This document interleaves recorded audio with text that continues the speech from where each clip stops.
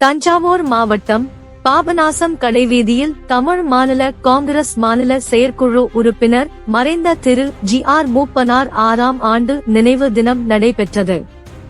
தஞ்சை மேற்கு மாவட்ட தலைவர் திரு என்.கே. சேகர் தலைமை வகித்து ஜி.ஆர். மூப்பனார் திருவுருவப் படத்திற்கு மாலை அணிவித்து மரியாதை செலுத்தினார்.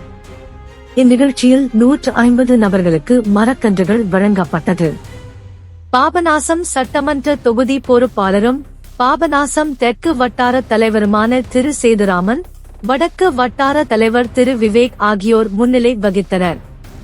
இந்நிகழ்ச்சியில் தமிழ் மாநில காங்கிரஸ் நிர்வாகிகள் ரவிச்சந்திரன், முருகராஜ், வடிவேல், சுகன்யா சங்கர், சேகர், முருகவேலு, அறிவானந்தம் மற்றும் மாநில, மாவட்ட, வட்டார, நகர இளைஞரணி, மாணவரணி, மகளிர் அணி, சார்பணி நிர்வாகிகள், தொண்டர்கள் என பலர் கலந்து கொண்டனர்.